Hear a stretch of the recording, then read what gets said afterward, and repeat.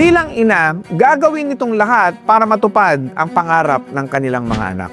Pero paano kung ikaw ay isang single mom at wala ka namang maayos na trabaho? Nagbebenta ka lang ng mga kung ano-ano, rumarakit ka, nagtatahi ka, para lang mabuhay ang anak mo dahil nga ikaw ay isang single mom.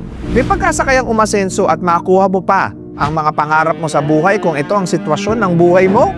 Ngayon may ipapakilala ko sa inyo dahil hindi naging hadlang ang lahat ng mga pagsubok na dinanas niya sa buhay dahil sa pananampalataya sa Diyos, pagsusumikap sa buhay, at higit sa lahat dahil sa pagmamahal niya sa kanyang anak. Kaya ang tanong, posible kayang yumaman ang isang single mom? Ang negosyo mo talagang nasa medical field, tama?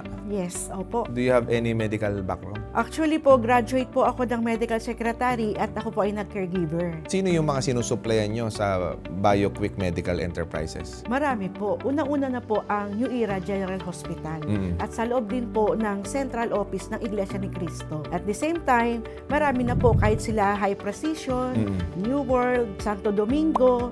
Marami po kasing mga diagnostic centers na siyang sinusuplayan namin. Ma'am Daisy, sa ganyang klase ng negosyo ba kailangan mo ng malaking kapital? Sa simula, hindi naman po eh.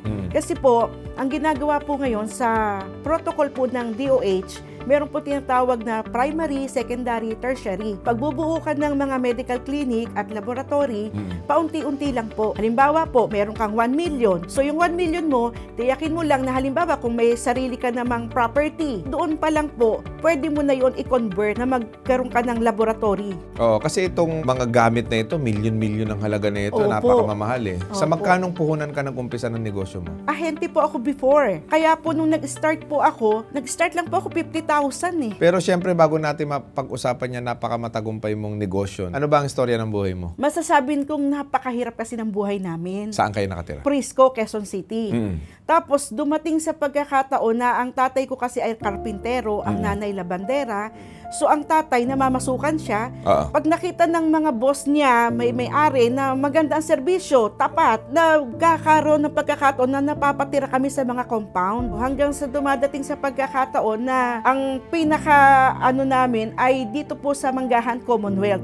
Diyan na po yung talagang masasabi kong nagkaisip ako, lumaki, nag-aral. Sa totoo lang, mahirap. Mahirap kasi 10 kami magkakapatid. Dumadating sa point na ang sahod ng tatay, halimbawa sa lingguhan, Biyernes pa lang ubos na, wala nang kabang bigas, wala nang isasaing. Yung bigas, pag isang gatang na lang, gagawin ng lugaw yun. Kaya minsan naranasan namin 3 araw, umaga, tanghali, gabi, lugaw ang kakainin. Kaya sabi ko, hindi dadating ako sa pagkakataong magkakapamilya ako, magkakaanak ako, na ganito ang buhay. Sa akin nag-aral? Elementary po ay Tonsuya Elementary School sa Malabon. Tapos nung paglipat na po namin dito, naging Commonwealth Elementary School na po. Saan ka graduate? United Doctors Medical Center as sa medical secretary. Ang caregiver ko po ay New Era University. Siyempre, galing sa hirap, ano yung hindi mo makakalimutan na experience mo sa buhay mo? Siguro yung pagkakataon na pag kami mga nagkakasakit sa amin, na walang pang pa-hospital. Pagka ganun po, ang father ko that time, pagpapahid ng langis, yun po yung pinaka-epektibo para sa gumaling kami. Dumating kami sa pagkakataon na may kapatid po kasi kami na at the age of 12, na operahan siya sa Philippine Heart Center. Dumating sa point na sinikap ng mga magulang namin na ma-provide lahat ng gamot niya. Kaya lang, dahil nga mahirap kami, minsan halos hindi mo maranasan na may ulam. Ultimong sabon, panligo, wala kaming pambili. Kasi kailangan i-provide ng magulang ko yung gamot ng kapatid ko eh. Pero dun sa pagsisikap ng parents ko na as in labandera, as in karpintero, lahat kami nakapag-aral po. Kaya dumating sa pagkakataon na may kapatid kami na graduate po as an engineer, nung nakapag-Saudi po siya, doon na po nag-start yung nairaos na kami, paunti-unti umaangat na yung buhay namin. Nung nagtatrabaho ka na, ano yung mga hindi mo makakalimutan experience at paano ka nag-start ng business? Ang pinaka-first job ko po kasi mahirap eh. Doon sa isang mall, para kang magpapanggap na ikaw ay namimili din. So, anong trabaho mo? Lady watcher, yun pong titingnan mo kung merong magsha-shoplift. So, parang kang guard na naka-civilian? Yes, opo. May trabaho palang ganun? Opo. Tapos, dumating sa pagkakataon ng after po noon, yun na, nag-sales lady na ako. Then, after nung mag-sales lady ako, nag-aral po muna ulit ako kasi after ng medical secretary, umistop. Tapos, nagkapamilya, nagkaanak, nagtrabaho ulit. Nung pagtatrabaho ko, pag-graduate ko kasi, dahil yung kuya kong isa ang tumulong sa akin na makagraduate ako Sabi niya, sa akin ka lang magtatrabaho. Ang trabaho ko po noon ay door-to-door ng services ng pera. Dati kasi wala pa pong Western Union, wala pa pong Cebuana. Ang mga kapatid ko po, nasa Japan sila, nag-create sila ng door-to-door service. Kaya yung mga Pilipino po sa kapatid mo nagpapadala? Yes. Kaya pagdating sa Pilipinas, kami naman yung namamahagi dito ng pera. Siguro yung mga pinagdaanan mo as an employee na hindi mo makakalimutan. Ang hindi makakalimutan, yung pong field researcher. Opo, nag-field researcher po ako ng, I think, parang 3 years din. Kasi kung saan nakakarating. As a medical secretary, hindi ko siya nagamit Parang naboboring ako na sa 4 na sulok lang, na ganun lang ang aking buhay.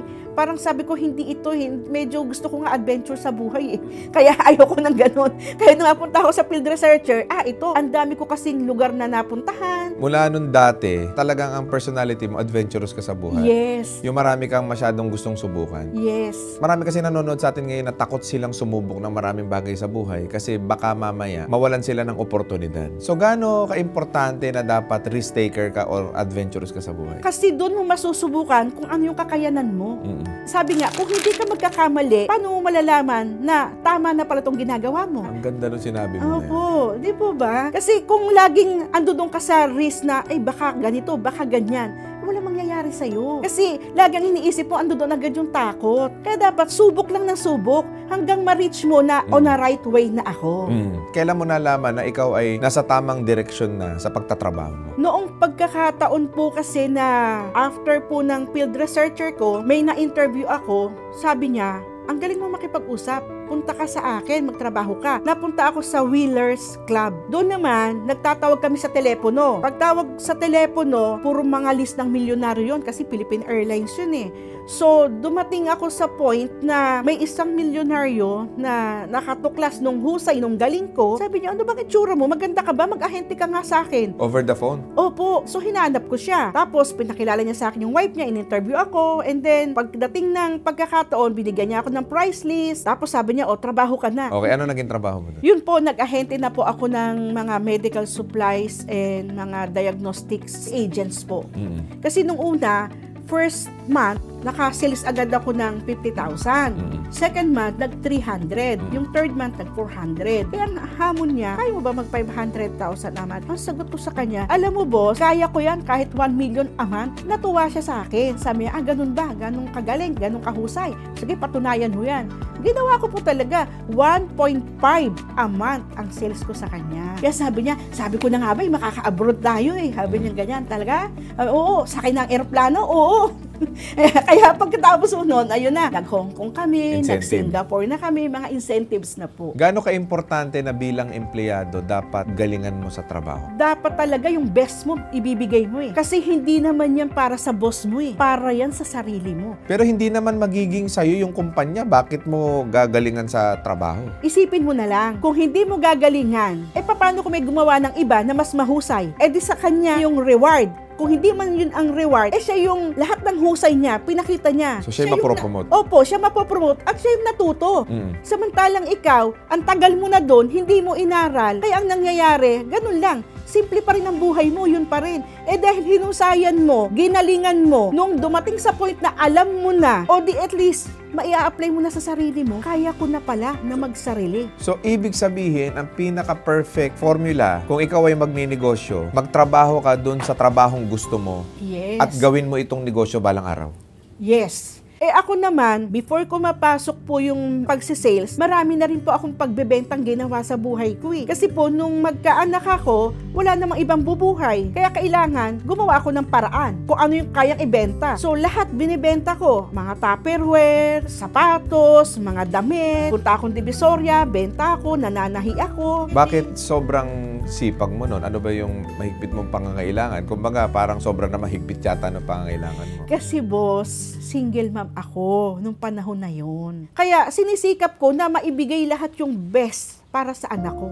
Siya kasi inspirasyon ko eh. Gaano ba kahirap maging isang single mom? Mahirap, boss. Kasi pag kami mga bagay na hindi mo ma-support para sa anak mo, na ang hanap niya ay parang bilang ama, yung magpoprotect sa kanya, yung kakargahin siya na parang bilang ama, na ikaw hindi mo magawa sa sarili mo. 'Di ba? You have to do na sikapin mo sa sarili mo na lahat, hindi lang paghahanap buhay, hindi lang yung ma-provide mo yung pangangailangan, yung pag-aaral niya, hindi lang yun eh. Hanggat maaari, protected mo siya sa lahat ng pagkakataon. Kailangan maging nanay ka at tatay ka at the same time. Yes. Anong gusto mong sabihin sa lahat ng single mom na nanonood ng video na to? Maging matatag pa sila at sana kung dadating sa pagkakataon na panghihinaan kang loob, lagi ka ring manalangin. Yun yung pinaka-importante sa lahat. Kasi sa akin, dumating ako sa point na parang panghihinaan ka na din ng loob eh. Kasi nakakapagod ang buhay eh.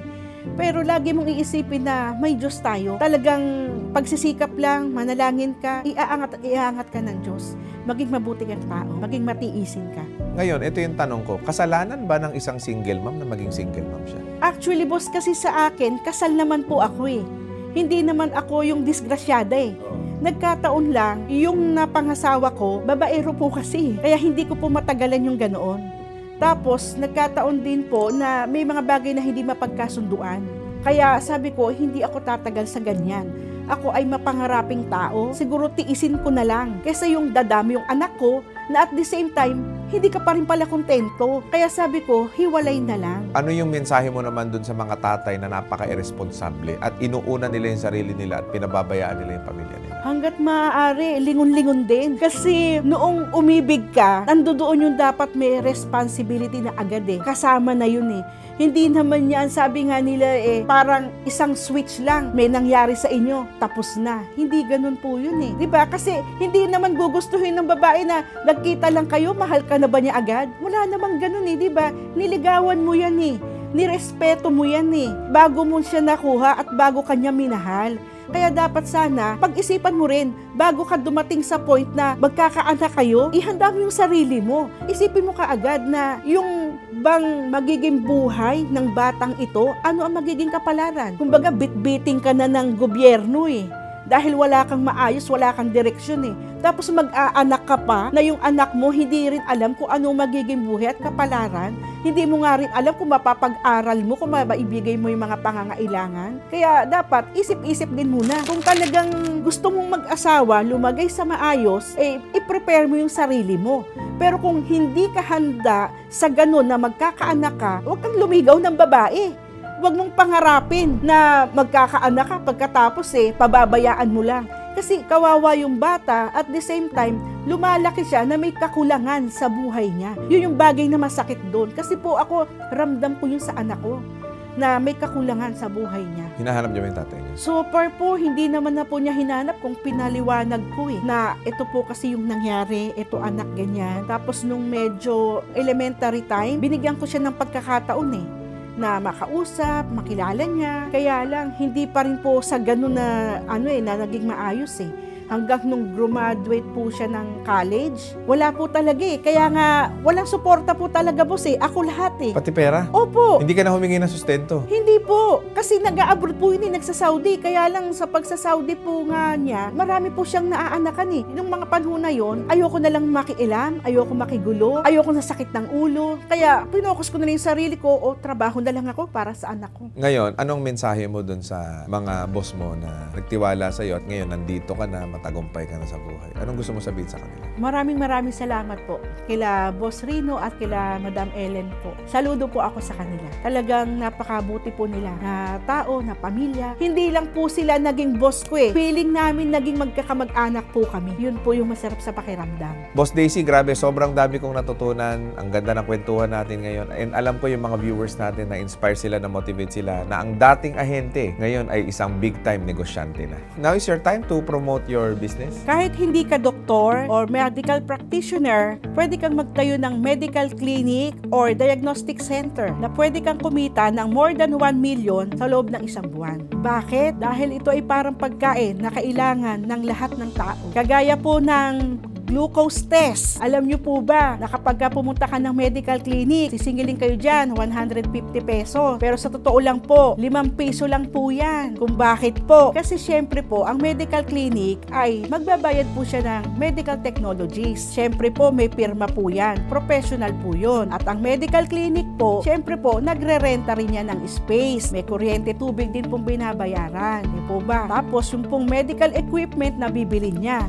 Ang maganda lang po sa medical equipment, doon po papasok yung negosyo. Basta marami pong pasyente, balik na po kaagad ang ROI niyan. Ngayon po, yung medical equipment, sasamahan po natin ng diagnostic reagents. Ang diagnostic reagents, syempre po, binibili din po yun. Ngayon po, doon po magsasanib na po yung medical equipment and then po yung diagnostic reagents, lalabas po ang result ng mga glucose test. Uric acid, triglycerides, creatinine, SGPT, SGOT. Kaya nga po ang tawag po ay fully blood chemistry reagent po. So yun po, pagka nag-test po nung 8 test na po na yun, doon po pumapasok po yung tinatawag natin fully blood chem. Doon po sa mga gusto po na mag-business po ng ganito po na medical centers o di po kayo diagnostic centers, hanapin nyo lang po ang BioQuick Medical Enterprise po. Pwede po kaming mag-conduct po sa inyo ng laboratory setup na which is provided po namin kung ano po yung protocol po ng DOH. So nagse-set up po kami ng laboratory. Kahit po sabihin nyo pong 1M po ang pera ninyo, basta po may sarili po kayo na space o di kaya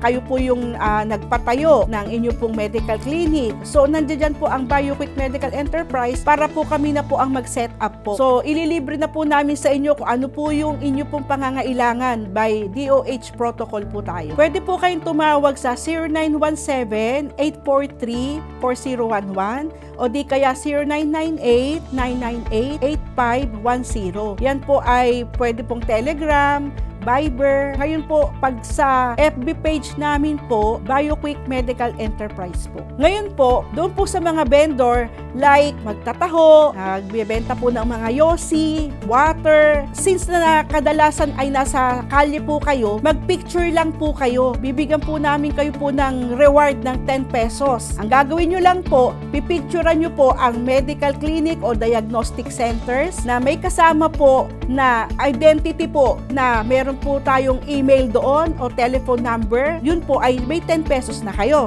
Ngayon, kung kinausap nyo pa po, ay may 20 pesos po kayo. Lalo na po kapag nakapagpa-order na at mga equipment po ang naging transactions natin, thousands na po yan. Magiging dire-diretso po ang komisyon ninyo. Kapag ka po yung nirecommend nyo sa amin, ay naging kliyente po namin. Hindi po ito basta-basta barya-barya lang. Malakihan po ito pagka naintindihan nyo po. Alright, so maraming salamat sa iyo, Boss Daisy, at sa lahat ng mga nanonood. Please do not forget to subscribe and click that notification bell para lagi kayo updated sa ating mga future videos, and also do not forget to follow us on Facebook, TikTok, Instagram, and available na rin po si Boss Ardes sa Spotify. Muli, maraming salamat and God bless sa inyo lahat.